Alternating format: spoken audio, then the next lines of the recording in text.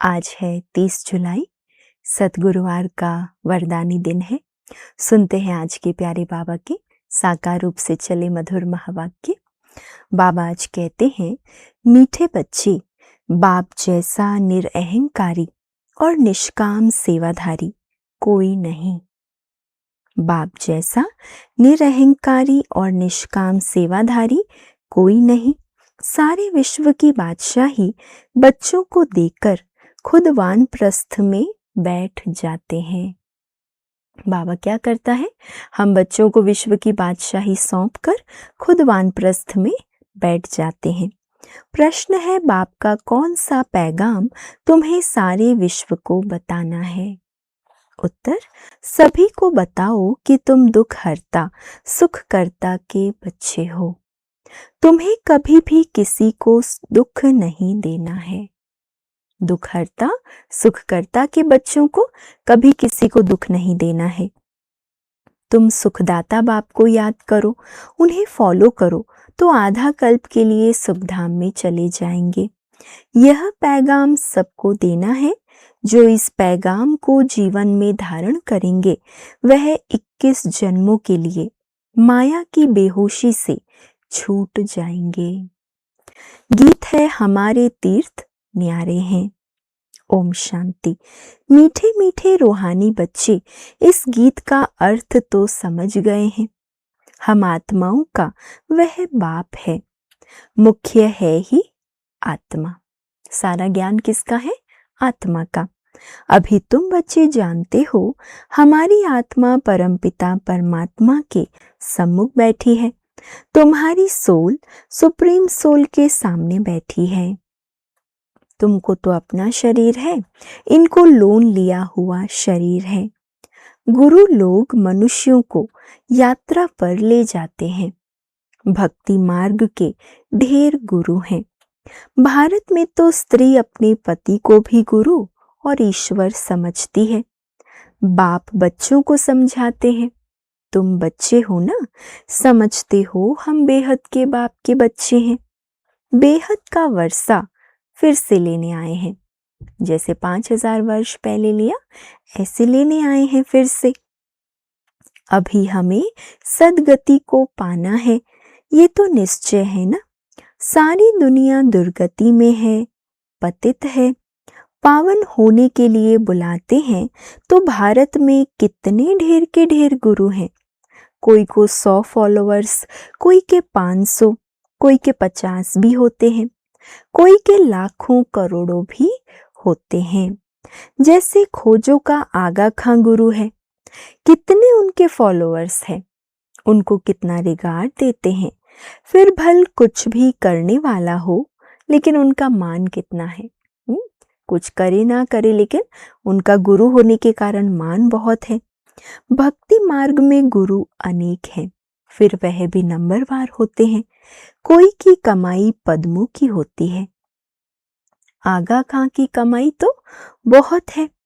उनको हीरो में तोलकर दान किया था उनके शिष्यों ने। एक तरफ हीरे और दूसरी तरफ उनका गुरु। हीरे दान करते हैं तो कितने हीरे होंगे। आजकल सोने में तो बहुतों को वजन कर देते हैं, अभी के समय में तो वो भी नहीं है। दूसरा प्लेटिनियम होता है, वो सोने से भी ज्यादा कीमती होता है, वो भी वजन कर दिया। गुरु का मर्तबा देखो कितना है। वैसे भी आज सतगुरुवार है और कल गुरु पूर्णिमा भी थी, तो बाबा कहते दुनिया में भी गुरु का कितना मर्तबा है। ऐसे गुरु लोग तो ढेर है। अब इस सतगुरु को तुम क्या देंगे? जो सब गुरुओं का गुरु है, परम सतगुरु, उसको क्या देंगे? उनको वजन करेंगे? हीरे वजन करके देंगे? उनका वजन हो सकता है? अभी शिव बाबा का क्या वजन है? वो तो है ही अति सूक्ष्म बिंदु, लेकिन अगर देखें तो हर प्रकार से वो ऊंचे ते ऊंचा है। तो बाबा कहते कैसे वजन करोगे? उनका खुद का वजन ही नहीं। शिव तो है ही बिंदी, उनका वजन तुम क्या कर सकेंगे? यह तुम्हारा गुरु कितना वंडरफुल है, सबसे हल्का, बिल्कुल ही सूक्ष्म है। तुम्हारा गुरु एक है, तुम जानते हो शिव बाबा तो दाता है, भगवान कभी कुछ ले नहीं सकते, वो तो देते हैं। ईश्वर अर्थ दान सभी करते हैं तो समझते हैं दूसरे जन्म में इसका एवजा मिलेगा। कामना तो रखते हैं ना। अब यह तो है बेहद का बाप, इन जैसी निष्काम सेवा कोई कर नहीं सकता। निष्काम सेवा भी कैसी है? बच्चों को विश्व का और सुख धाम का मालिक बनाते हैं। कितनी बड़ी सेवा बाबा कर देता है, सारे सुखधाम का मालिक बनाता है, लेकिन कोई कामना नहीं स्व के लिए। बाबा खुद थोड़ी विश्व का मालिक बनते हैं। उनको कहा जाता है सुख का सागर, शांति का सागर, पवित्रता का सागर। बच्चों को हर एक बात अच्छी रीति समझाई जाती है। एक ही बाप से तुमको जीवन मुक्ति मिल जाती है। बाबा से स्वर्ग का वर्षा मिलता है। निश्चय किया और बस बाबा और वर्षे को याद करना है। इनको कहते हैं ज्ञान का सागर। सारा ज्ञान स्याही बनाओ और सारा जंगल कलम बनाओ, धरती को कागज बनाओ। कितनी सारी महिमा है, तो भी एंड नहीं हो सकती। तुम शुरू से लेकर लिखते जाओ तो तुम्हारी ढेर पुस्तकें हो जाएं। ये नॉलेज तो बहुत वैल्यूबल है, जो धारण करने की है। जानते हो ये कोई परंपरा नहीं चलती, बाबा को आकर देनी पड़ती है ना संगम पर, अभी तुमको तंत मिलता है। बाप आकर बच्चों को अपना परिचय देते हैं, वही काफी है। बाबा का परिचय देने से, रचता को जानने से रचना का भी ज्ञान आ जाता है। बुद्धि कहती है जो सतयुग में आते होंगे उनके पुनर्जन्म जास्ती होंगे। चक्र में जो पहले आए होंगे वही आएंगे। इस चक्र को भी अच्छी रीति समझना है। गीत में भी सुना, हमारे तीर्थ न्यारे हैं, वो तो जन्म जन्मांतर तीर्थ यात्राएं आदि करते आए। यह सिर्फ तुम्हारी एक जन्म की यात्रा है। इस रूहानी यात्रा में जरा भी कोई तकलीफ नहीं। ज्ञान देने वाला एक ही सतगुरु है। सदगति तो किसी की भी होती नहीं, वो है सुप्रीम ज्ञान का सागर। सर्व की सदगति हो जाती है, बाकी क्या चाहिए? सदगति मिल गई, जीवन मुक्ति मिल गई, फिर रहा क्या पाने का और कुछ? तत्व भी सतो प्रधान हो जाते। यहाँ तमो प्रधान है तो वायु आदि भी ऐसी ही तमो प्रधान होती है। कितने अर्थक्वेक आदि होते हैं। सतयुग में कोई भी दुख देने वाली चीज नहीं होगी। बाप है ही दुख हरता सुख करता। तुम उनके बच्चे हो, किसी को भी दुख नहीं देना है। सबको ये रास्ता बताना है सुख का वर्षा पाने का। अब बाबा कहते हैं तुमको सुख ही देना है। बाबा फिर याद दिला रहे सबको, सुख देना तुम्हारा कार्य है। बाबा तुमको आधा कल्प के लिए ऐसा सुख देते हैं जो वहां दुख का नाम नहीं रहता। तुम जानते हो बाप से 21 जन्मों का वर्षा पाने हम यहाँ आए हैं। तुम स्टूडेंट हो ना, तुम्हारी दिल में है कि शिव बाबा से स्वर्ग का सुख लेते हैं तो सब दुख दूर हो जाएंगे। बाबा हमको संजीवनी बूटी देते हैं सुरजित होने के लिए। तुम जानते हो बाप से 21 जन्मों का वर्षा पाने हम यहाँ आए हैं। तुम स्टूडेंट हो ना, तुम्हारी दिल में है शिव बाबा से स्वर्ग का सुख लेते हैं तो सब दुख दूर हो जाएंगे। बाबा हमको संजीवनी बूटी देते हैं सुरजीत होने के लिए, फिर 21 जन्म कभी मूर्छित नहीं होंगे। ऐसी बाबा संजीवनी बूटी देता है जो बाबा कहते 21 जन्म कभी भी मूर्छित नहीं होंगे। ये संजीवनी बूटी है मन मना भव। सर्व का सदगति दाता एक ही बाप है, उनको निराकार निरहंकार कहा जाता है। जिस तन में आते हैं वो भी साधारण है। बाबा कहते हैं dear children, I am your obedient father. बड़े आदमी हमेशा ऐसे लिखते हैं, क्या लिखते हैं? I am obedient servant. अपने को श्री कभी नहीं लिखेंगे। आजकल तो लिखते हैं श्री श्री फलाना। आप ही अपने को श्री श्री लिखते हैं। कोई दे ना दे टाइटल, पैसा देकर भी टाइटल खरीद लेते। बाबा कह रहे वह बाप है निराकारी निरहंकारी। अब तुम उनके सम्मुख बैठे हो, जानते हो वह हमारा बाप टीचर सतगुरु है। बाकी तो सब भक्ति मार्ग के अनेक गुरु हैं। गुरुओं के भी गुरु होते हैं, इनका कोई गुरु नहीं है। ये सत बाबा, सत टीचर और सतगुरु है। तुम जानते हो आत्मा ही संस्कार धारण कर रही है। बाबा भी आत्मा है, उनमें भी गुण हैं। तुम्हारे गुण अलग अलग हो जाते हैं। इस समय जो गुण तुम्हारे में है वही बाप के हैं। फिर सतयुग में तुम्हारे दैवी गुण हो जाएंगे। बाप प्यार का सागर, ज्ञान का सागर है। श्री कृष्ण की महिमा अलग है। शिव बाबा को 16 कला संपूर्ण नहीं कह सकते, क्योंकि बाबा तो गुणों का सागर है। उसकी डिग्री उनसे भी हाईएस्ट है ना, वो तो स्थिर है ही। बाबा कहते हैं ये टाइटल तुम मुझे नहीं दे सकते, मैं थोड़ी ही विकारी बनता हूँ जो फिर सर्वगुण संपन्न बनूं। मेरी महिमा इन जैसी थोड़ी करेंगे। इस नॉलेज को जिन्होंने कल्प पहले सुना वही आएंगे, आकर बाप से सुनेंगे और बाप को याद करेंगे। पिछाड़ी को हाय हाय करके रोते हैं, फिर जय जयकार हो जाती। अभी तुमने यात्रा का भी राज समझा है।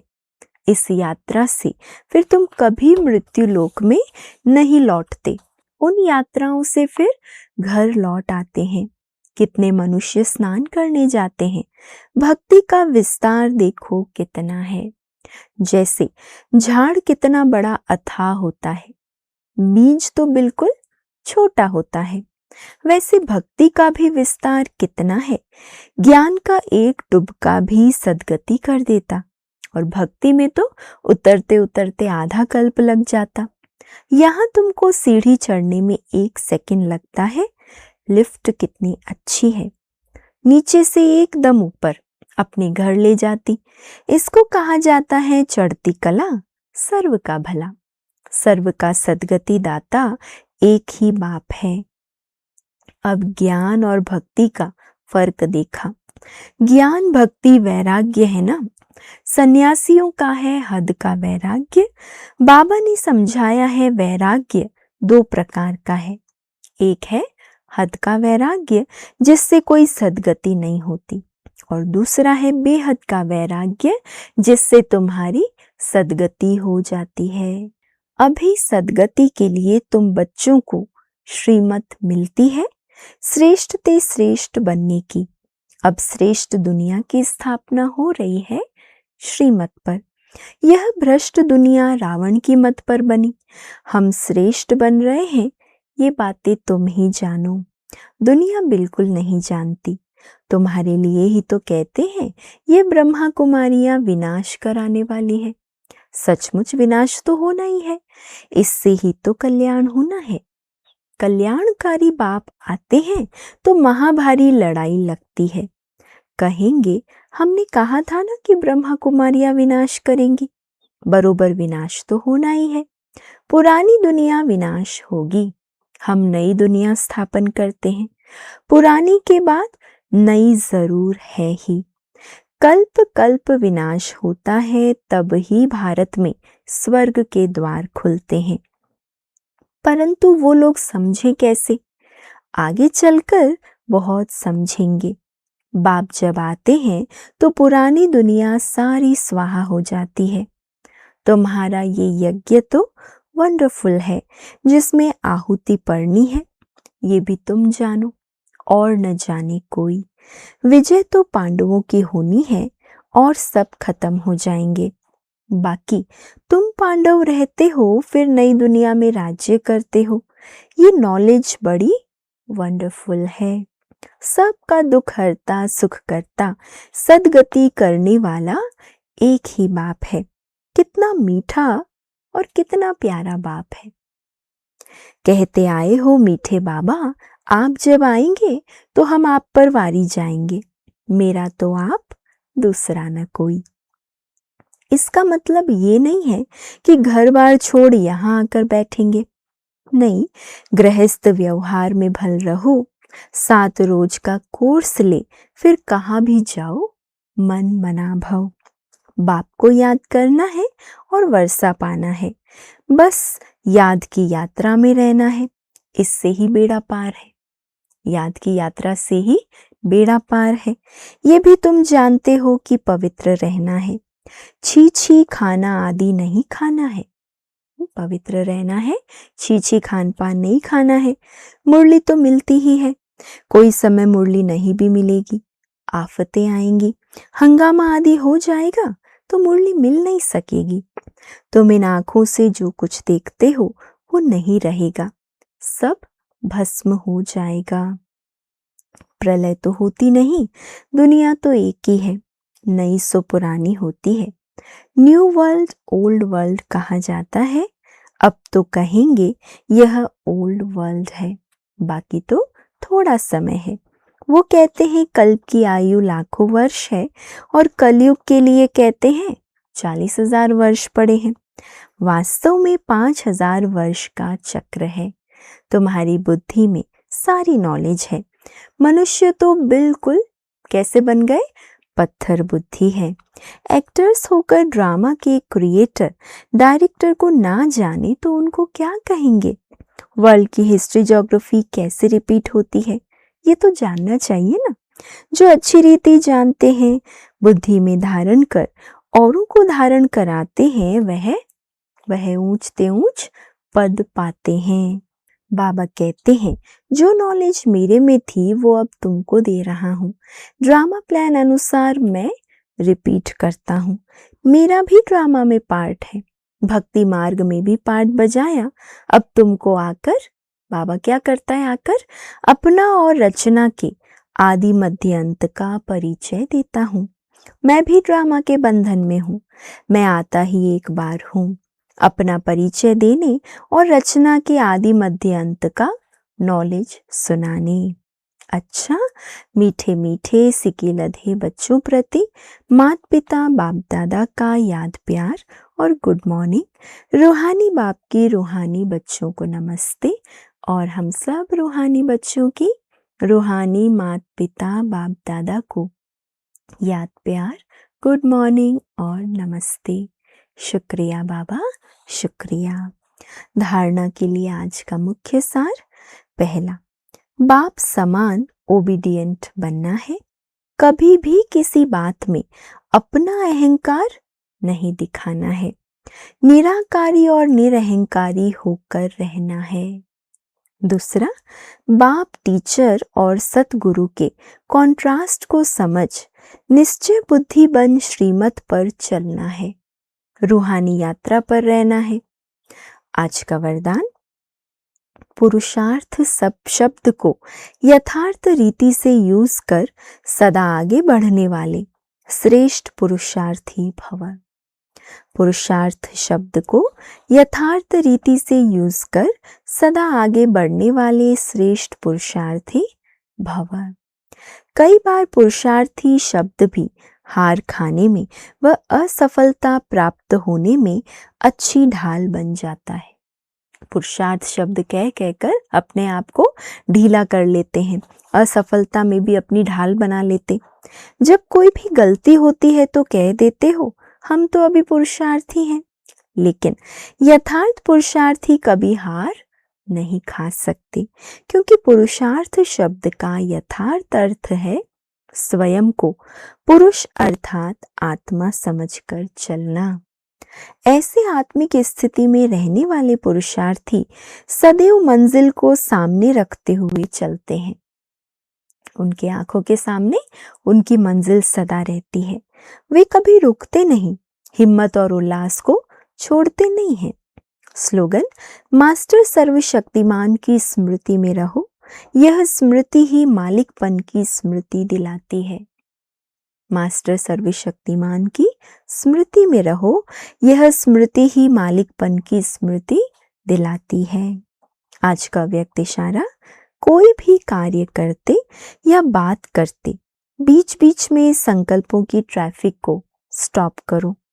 1 मिनट के लिए भी मन के संकल्पों को, चाहे शरीर द्वारा चलते हुए कर्म को, बीच में रोक कर भी ये प्रैक्टिस करो। तब बिंदु रूप की पावरफुल स्टेज पर स्थित हो सकेंगे। जैसे अव्यक्त स्थिति में रहकर कार्य करना सरल होता जा रहा, वैसे ही यह बिंदु रूप की स्थिति भी सहज हो जाए तो यही योग की ज्वाला स्वरूप स्थिति है। अच्छा, ओम शांति।